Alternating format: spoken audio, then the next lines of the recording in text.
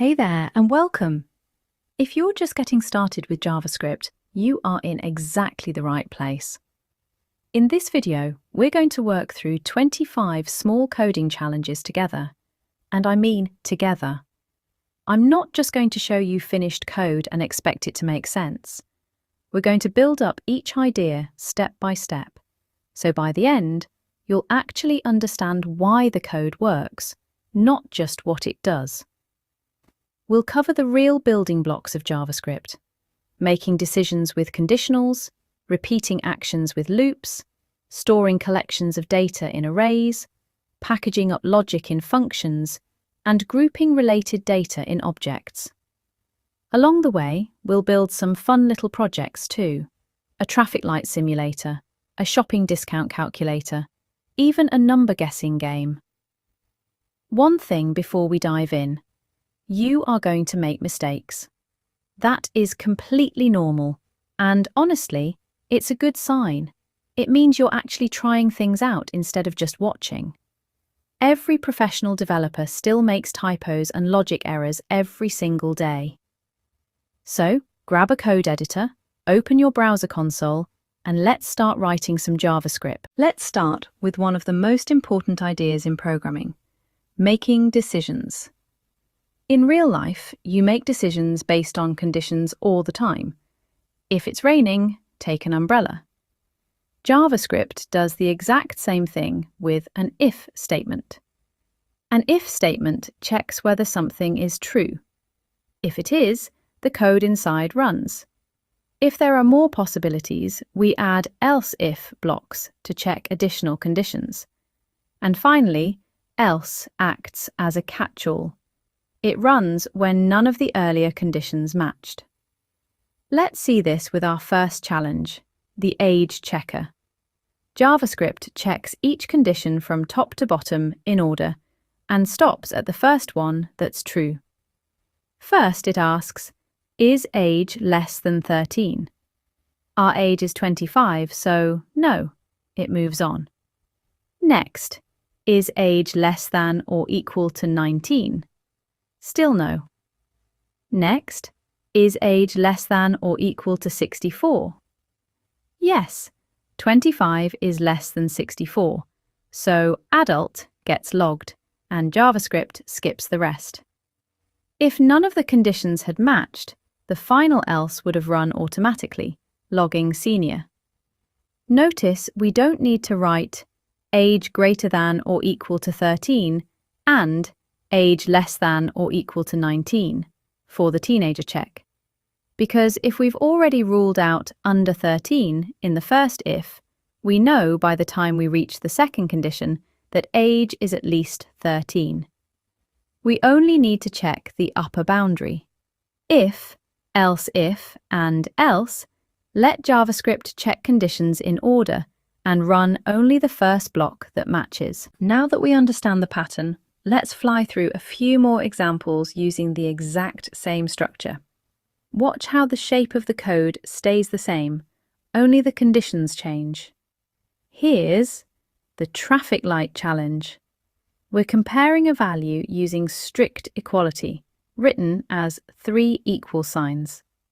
In the traffic light example, triple equals checks that both the value and the type match exactly. This is almost always what you want in JavaScript, rather than the looser double equals. In the day of the week example, we introduce the OR operator, written as 2 vertical bars. It means if either side is true, the whole condition is true. So, day equals Saturday or day equals Sunday reads as if the day is Saturday or the day is Sunday. In the temperature checker, we're back to range checking, just like the age checker. Each else if only needs to check the upper edge of its range, because anything lower has already been ruled out.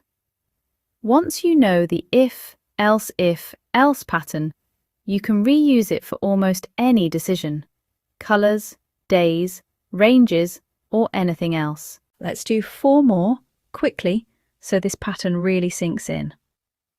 a grade calculator based on a score, a password strength checker based on length, a number sign checker, and a weather-based outfit recommender. In the grade calculator, notice we check from the highest score down to the lowest. This matters. If we checked score greater than or equal to 60 first, everyone with 85 would incorrectly get a D because 85 is also greater than or equal to 60. Order matters when ranges overlap like this. Password.length is a property. It doesn't have parentheses because we're not calling a function, we're reading a value that already exists on the string. The number sign example shows a three-way split with no ranges at all, just greater than, less than, and the else catching the remaining case, 0. When ranges can overlap, order your conditions from most specific, or highest, to least specific, or lowest, so the correct one is caught first. If-else-if chains work great, but when you're checking one single value against a bunch of exact possibilities, JavaScript gives us a tidier tool, the switch statement. Let's rewrite our traffic light example using switch. Switch light tells JavaScript, compare the value of light against the cases below. Each case is one exact possibility. When a match is found, the code underneath it runs. The break keyword is important. Without it, JavaScript would keep running the code in the next case too, which is called falling through. We usually don't want that, so we add break at the end of each case. We can also use fall through on purpose. In the day of the week example, case Saturday has no break before case Sunday. That means if the day is Saturday, JavaScript falls through into the Sunday case and runs that code too. Since both cases log the same thing, this lets us group them together cleanly. And default works just like else. It's the fallback when nothing else matches. Switch is a cleaner way to compare one value against several exact options. Just remember break to stop fall through, unless you want it. So far, switch has only compared exact values. But what if we want to check ranges, like we did with age or temperature? That's where a clever trick called switch of true comes in. Instead of switching on a variable like light or day, we switch on the literal value true. Then, each case isn't a fixed value. It's an entire condition, like age less than 13. JavaScript evaluates each condition one at a time, and the first one that evaluates to true is the one that matches, because that's what switch of true is comparing against. It's really just if-else-if wearing a different outfit, and you'll see both styles used in real projects. Switch of true lets you use switch-style syntax for range checks by treating each case as a full condition rather than a fixed value. For simple two-outcome decisions, writing a full if-else block can feel like a lot of typing. JavaScript gives us a shortcut called the ternary operator. Let's look at our login status challenge. The ternary operator has three parts, separated by a question mark and a colon. The condition, then the value if true, then the value if false. JavaScript checks the condition first. If it's true, the whole expression becomes the value before the colon. If false, it becomes the value after. Here, logged is true, so the expression becomes welcome back, which then gets logged. The percentage symbol is the remainder operator, sometimes called modulo. num%2 divides num by 2 and gives us what's left over. If there's nothing left over, the number is even. Otherwise, it's odd. Ternary operators are a compact way to write simple two-outcome decisions. Great for short logic, but stick with if-else when things get more complex. So far, every line of code has run exactly once. But what if we want to repeat something? like counting from 1 to 10. Typing console.log 10 times would work, but it's tedious and doesn't scale. This is exactly what loops are for. A for loop has 3 parts inside the parentheses, separated by semicolons. First, let I equals 1 creates a counter variable starting at 1. Second, I less than or equal to 10, checked before every loop run. As long as this is true, the loop keeps going. Third, I++ runs after every loop run, increasing I by 1. So the flow is, start at 1, check, is 1 less than or equal to 10? Yes. Run the code, log 1, then increase I to 2, check again, and repeat, until I becomes 11, at which point the condition is false and the loop stops. We can also add conditions inside the loop to filter what gets logged. We still loop through every number from 1 to 10, but we only log it if it divides evenly by 2, making it even. This combination of loops and conditionals, looping through everything but only acting on some of it, is one of the most common patterns you'll use in programming. The countdown shows a loop going downward. The step is now I minus minus, decreasing by 1 each time. The last off, console.log, sits outside the loop's curly braces, so it only runs once, after the loop has completely finished. A for loop repeats code a set number of times using a start value, a condition, and a step, and combining it with an if lets you filter what happens on each pass. Loops become even more powerful once we introduce arrays. An array is a single variable that holds a list of values. Let's look at array sum. We create an array with 4 values. Each value has a position called an index, and this trips up a lot of beginners. Indexes start counting from 0, not 1. So the item at index 0 is 10, the item at index 1 is 20, and so on. We start total at 0, then loop from I equals 0 up to, but not including, the array's length, which is 4. On each pass, we add the current array item onto our running total. By the time the loop finishes, total holds the sum of every item, 100. Using .length instead of typing 4 directly is important. It means our loop automatically adjusts if the array's size changes later. For find largest, we start by assuming the first item is the largest we've seen so far. Then we loop from index 1. We can skip index 0 since we already used it as our starting guess. And for each item, we ask, is this bigger than the current largest? If so, we update largest to this new, bigger value. By the end, largest holds the biggest number in the whole array, 89.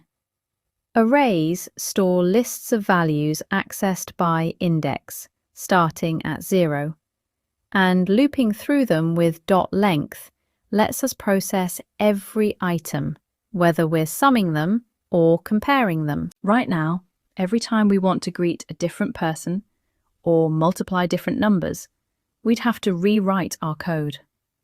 Functions let us package up logic once and reuse it with different inputs. Let's build greetUser. Function greetUser name in curly braces defines the function. Name here is a parameter, a placeholder variable that will hold whatever value gets passed in when the function is actually used. Nothing runs yet at this point. We're just describing what should happen. greetUser Sarah is where we actually call the function, passing in Sarah as the value for name. Inside the function, name now equals Sarah, so our template literal becomes, "Hello, Sarah." That backtick syntax with $sign and curly braces inside is called a template literal. It lets us insert variables directly into a string without messy concatenation. Functions don't always need to log something directly. Sometimes we want them to hand back a value we can use elsewhere. That's what return is for. Multiply takes two parameters, a and b, and returns their product. Importantly, multiply 5 on its own doesn't log anything. It just produces the value 20 and hands it back to whoever called it. That's why we wrap it in console.log to actually see it. This is a key difference. Console.log inside a function prints something immediately, while return sends a value back so it can be used elsewhere, stored in a variable, used in a calculation, or passed into another function. Functions let you reuse logic with different inputs. Console.log inside a function prints something immediately, while return hands back a value for further use. Before we look at objects, let's quickly revisit arrays with one more useful trick: searching for a value. .includes is a built-in array method that checks whether a value exists anywhere in the array and gives us back true or false. It saves us from writing a manual loop just to check for one value's existence. Since banana is in our fruits array, fruits.includes banana is true, and found gets logged.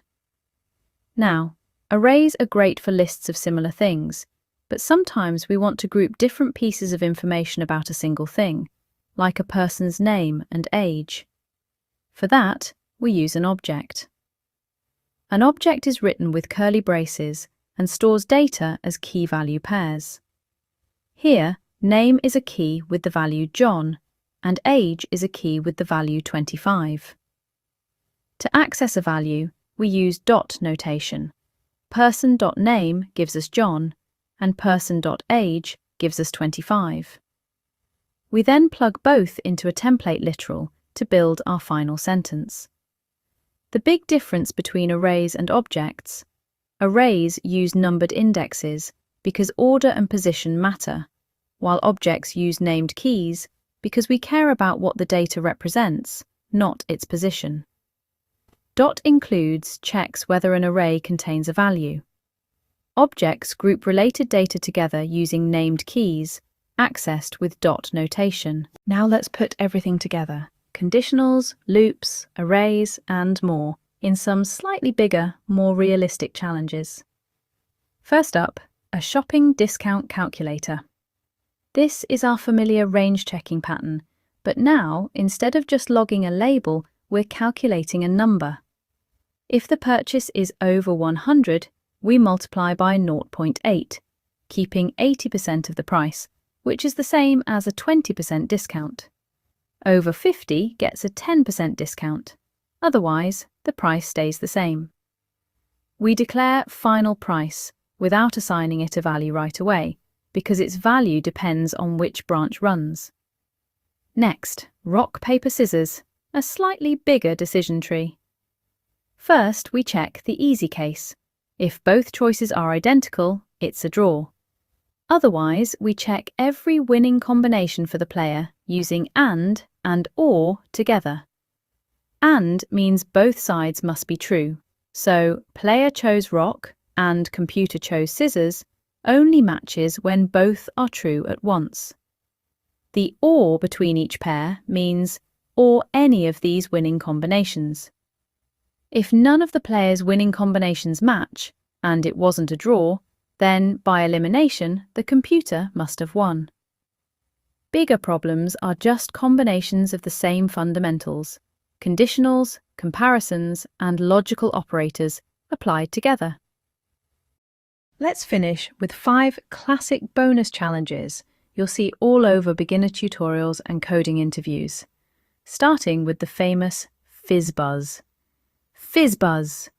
We loop from 1 to 100, checking the most specific condition first, divisible by both 3 and 5, before the less specific ones. Order matters here, just like it did in the grade calculator. Reverse a string. Strings can be accessed by index 2, just like arrays. Word at index 0 is the letter H. We loop backwards from the last index down to 0, building a brand new string by appending one character at a time. Count vowels. We loop through every character of the word, and for each one, check whether it exists inside our vowels string using .includes, the same method we use to search our fruits array. Count ++ is shorthand for adding 1 to count. Palindrome checker. This reuses our string reversal logic, then simply compares the original word to its reversed version. If they're identical, it reads the same forwards and backwards, a palindrome. Number guessing game. Math.random generates a random decimal between 0 and 1. Multiplying by 10 gives us 0 through 10, and math.floor rounds down to a whole number, giving us 0 through 9. So we add 1 to get a range of 1 through 10. Prompt pops up a browser dialog asking the user for input, which always comes back as text, so we wrap it in number to convert it for comparison. These bonus challenges aren't new concepts. They're the same loops, conditionals, and string and array tools you already know, just combined in slightly trickier ways. That's exactly what real coding problems feel like. Let's take stock of everything we've covered.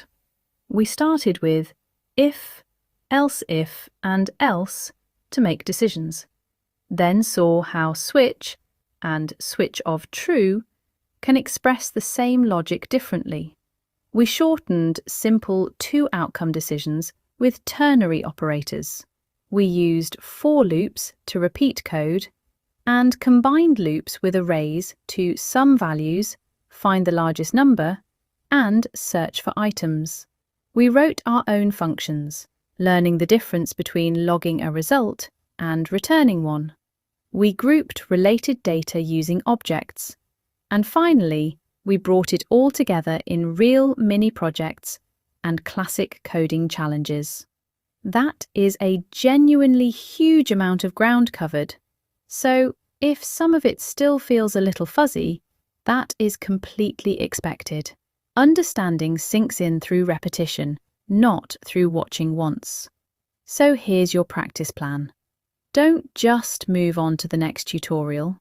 Come back to these challenges on your own and follow these 7 steps. 1. Read the challenge carefully. 2. Predict what the output should be before running anything. 3. Type the code manually instead of copying and pasting. Your fingers learn the syntax, not just your eyes. 4. Run the code and check the console. 5. Change the values and predict the new output. 6. Break the code on purpose, then fix the error. This builds your debugging instincts. 7. Build your own version of the challenge using different data or a small twist. If you do this consistently, even just a few challenges a day, you will build real, lasting confidence with JavaScript fundamentals. Every experienced developer started exactly where you are right now, typing their first if statement and wondering if it would work. It will. Keep going, keep experimenting, and keep being okay with getting things wrong along the way. That's how you get good at this. See you in the next one.